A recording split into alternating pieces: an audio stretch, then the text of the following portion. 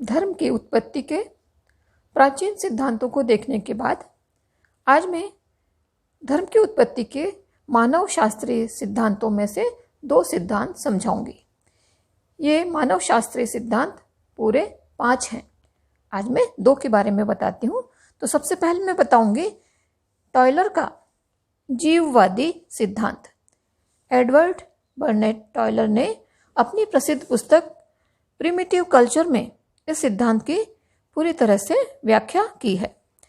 उनका कहना है कि मानव संस्कृति में एक ऐसा विशिष्ट स्तर आता है कि जब मनुष्य प्रकृति के सारे पदार्थों में, जैसे कि बादल, झरना, नदी, पहाड़, नक्षत्र, जो भी कुछ हमारे सामने प्राकृतिक चीज़ें हैं, उन सब में मनुष्य अपने जैसी ही आत्मा के अस्तित्व को देखने लगता है।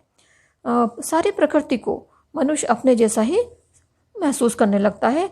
अपने ही चेतना का कहना चाहिए कि आरोपण या कि प्रोजेक्शन जगत की सारी वस्तुओं में मनुष्य करने लगता है। तो टायलर यह भी मानता है कि संस्कृति के जिस स्तर पर इस जीववादी दृष्टिकोण का उद्भव होता है, उसी समय धर्म की भी उत्पत्ति हो जाती है। तो ऐसी अवस्था में मनुष्य अपने और जगत में जितने भी जीव हैं उनके बीच में एक सामंजस्य स्थापित करना चाहता है और साथ ही साथ कुछ शक्तिशाली जीवों की आराधना, अपनी सुरक्षा, अपने कल्याण, अपने सुख के विचार करके उनकी आराधना करना आरंभ कर देता है। तो उसका मानना है कि आदिम मानव में धर्म की उत्पत्ति इसी धारणा से हुई है। इसी को जीववादी सिद्धांत कहा गया है। धर्म की उत्पत्ति का ये जीववादी सिद्धांत है जिसे टॉयलर ने प्रस्तुत किया है। लेकिन देखिए, जैसे कि दर्शन में हम किसी भी बात को ज्यों का त्यों नहीं मानते, उसका सारे पक्षों से हम अध्ययन करते हैं। तो इस सिद्धांत की भी आलोचना की गई है।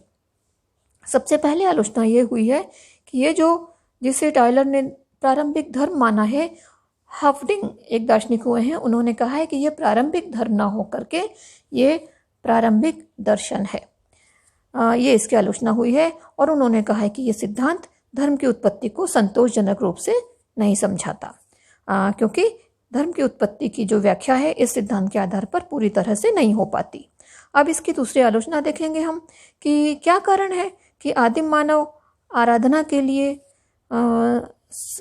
इतनी सारे जीवात्माएं उसके सामने हैं, उसके बाद भी वो कुछ ही का चुनाव करता है। ये जो बात है कि मनुष्य शक्तिशाली जीवात्माओं की पूजा करता था, तो यहाँ पे मनोवैज्ञानिक कारणों को देखना जरूरी है कि क्यों आदिम मानव अनेक जीवात्माओं में से कुछ एक को ही आराधना के लिए चुन लेता था। वे प्रेरक तत्व क्या थे जो उसे आराधना के लिए मजबूर करते थे। तो जाहिर है कि इस मानव शास्त्र के जीववादी सिद्धांत को इस आधार पर पूरी तरह से धर्म की उत्पत्ति का मौलिक सिद्धांत नहीं माना जा सकता। टॉयलर ने ये जो अपना मत दिया है, इसकी एक और आलोचना की जाती है कि हम देखते हैं कि धर्म मनुष्य को किसी पराशक्ति के आगे झुकाता है।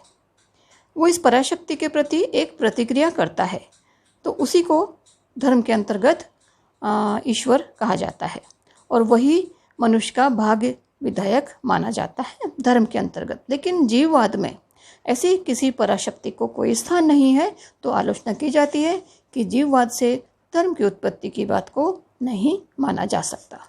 अब अगली एक आलोचना और देखिए कि कुछ विद्वानों ने माना है कि जीववाद जो है वो आदिम मत नहीं है। हाफडिंग मानते हैं कि जीववाद आरंभिक धर्म न होकर के आरंभिक दर्शन है। क्योंकि देखिए, ये बात बिल्कुल सही इसलिए लगती है क्योंकि जीववाद में आत्मा के प्रत्यय की प्राप्ति हुई है। आत्मा का प्रत्यय जो है बेहद विकसित प्रत्यय है और आदिम मनुष्य को आत्मा के बारे में ये सब कुछ नहीं पता था। उसकी बुद्धि इतनी विकसित नहीं थी कि वो आत्मा तक पहुंच जाता। तो ऐसे अविकसित बुद्धि वाले मनुष्य के बारे में हम ये नहीं कह सकते कि उन्होंने आरंभ में ही आत्मा के सत्य को ढूंढ लिया होगा। तो जीववाद को इसलिए आरंभिक या बहुत ही आदिम नहीं कहा जाता। जब ये खुद आदिम नहीं है तो आधुनिक विचारक मानते हैं कि जीववाद के पहले ही आदिम अवस्था से ही धर्म की उत्पत्ति हो चुकी थी। जीववाद धर्म की उत्पत्ति का कारण नहीं है। इसकी एक और आलोचना होती है। ये धर्म के इतिहास से हम देखते हैं कि जीववाद के पहले एक दूसरा ही सिद्धांत प्रचलित था जिसे हम मानववाद, मानाइज्म के नाम से जानते हैं। और ये मानता है कि माना एक निर्जीव और अद्भुत व्यक्तित्व शून्य जो कोई एक तत्व है, वही आदिम मानव के लिए आराध्य था। तो जब जीववाद का सिद्धांत आया उसके पहले ही ये मानववाद प्रचलित था। तो जीववाद कैसे धर्म की उत्पत्ति का कारण माना जा सकता है, इस आधार पर टायलर के इस मानव शास्त्री सिद्धांत के अंतर्गत जीववादी सिद्धांत को धर्म की उत्पत्ति के लिए पर्याप्त नहीं माना जाता। अब मैं चर्चा करूंगी थोड़ी प्रेत सिद्धांत की, घोस्ट थ्योरी। हर्बर्ट स्पेंसर का नाम हम सब ने सुना है। हर्बर्ट स्पेंसर को हम विकासवाद के रूप में जानते हैं और बहुत विद्यार्थी जो दर्शन शास्त्र के अच्छे हैं उन्हीं को पता है कि हर्बर्ट स्पेंसर ने विकासवाद के अलावा भी और कुछ सिद्धांत दिए हैं। तो धर्म के क्षेत्र में उसका जो सिद्धांत है द घोस्ट थ्योरी काफ़ी पॉपुलर रहा है। प्रेत सिद्धांत इसे कहा जाता है और ये मानता है कि आदि मानव आरंभ से ही अपने पूर्वजों की पूजा प्रेतात्मा के रूप में करता था। तो इसी से धर्म की उत्पत्ति हुई कि आदिम मनुष्य की ये धारणा थी कि उनके पूर्वज जो कि मर जाते हैं, मृत्यु जिनकी हो जाती है, उसके बाद वो प्रेत बन जाते हैं और प्रेत के रूप में वो अपने आप में अधिक महत्वपूर्ण और उन शक्तिवान हो जाते हैं। तो अगर वे नाराज हो जाएंगे तो वो कोई नुकसान भी पहुंचा सकते हैं। इसलिए उनको प्रसन्न रखने के लिए आदिम मानव यज्ञ, बलि और पूजा आदि की क्रियाएं भी करता रहता था। तो इसी कर्मकांड से, इन्हीं क्रियाकलापों से पूजा और धार्मिक कर्मकांडों का विकास हुआ। तो स्पेंसर ने माना है कि यह प्रेत सिद्धांत है कि जिससे धर्म की उत्पत्ति हुई। वो मानता है कि प्रेतात्माओं की पूजा ही धर्म का एक प्राचीनतम रूप है। तो आज भी अनेक समुदायों में प्रेतात्माओं का भय हम देखते हैं और उन्हें प्रसन्न करने के लिए वे आधुनिक युग में भी पूजा, हवन आदि की क्रियाएं करते हैं। तो वो स्पेंसर का मत है कि धार्मिक प्रेरणा के पीछे स्पष्ट है कि भय की भावना काम करती है। साथ ही साथ पूर्वजों से अपनी कामना की सिद्धि करवाना भी आदिम मनुष्य का एक लक्ष्य कहा जा सकता है। लेकिन ये जो सिद्धांत है हर्बर्ट स्पेंसर का, इसकी भी आलोचना की गई है। इसकी सबसे पहली आलोचना है कि धर्म एक जटिल मानसिक क्रिया है और प्रेत सिद्धांत धर्म का एक संकीर्ण आधार हमारे सामने प्रस्तुत करता है। वास्तव में धर्म प्रथा या संस्कार से उत्पन्न हुआ नहीं बताया जा सकता। प्रेत सिद्धांत पूर्वजों की पूजा और कर्मकांड के आधार पर धर्म की उत्पत्ति मानता है, लेकिन धर्म केवल विशिष्ट विचार, भाव और संवेग के कारण ही प्रकट नहीं होता। इसके अनेक अन्य मानसिक तत्व भी रहते हैं। इसलिए धर्म को एक जटिल मानसिक क्रिया माना है। तो प्रेत सिद्धांत धर्म के उन तत्वों की व्याख्या नहीं कर पाता। इसलिए प्रेत सिद्धांत को धर्म की उत्पत्ति का एक उचित आधार नहीं माना जा सकता। अब इसकी दूसरी आलोचना ये होती है कि धर्म में मनुष्य ईश्वर पर निर्भर करता है, लेकिन प्रेत सिद्धांत में प्रेतात्मा मनुष्य पर निर्भर करता है।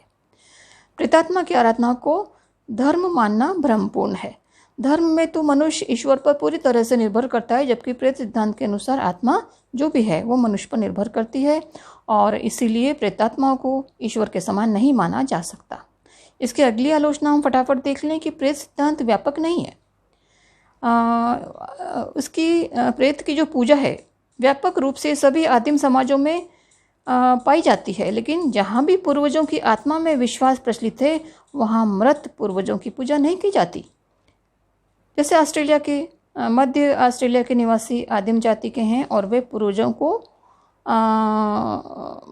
की आत्मा में विश्वास भी करते हैं, लेकिन उनकी आराधना नहीं करते। तो ये जो प्रेत सिद्धांत है ये व्यापक नहीं है, इसलिए इससे धर्म की उत्पत्ति नहीं मानी जा सकती। अगली आलोचना देखिए कि प्रेतात्मा की जो आराधना है इसका आरंभ जीववाद से ही हुआ है। हम देखते हैं कि स्पेंसर जीववाद को प्रेत सिद्धांत पर ही आधारित मानता है, लेकिन कुछ आलोचकों का कहना है कि प्रेतात्मा की पूजा के पहले प्रकृति के विभिन्न रूपों में जो जीव व्याप्त होते थे उन्हीं की पूजा प्रचलित रही होगी। इससे सिद्ध होता है कि प्रेत सिद्धांत जीववाद से ही निकला है और इससे यही निष्कर्ष निकाला जाता है कि प्रेत सिद्धांत से धर्म की उत्पत्ति नहीं मानी जा सकती। तो आज इतना ही।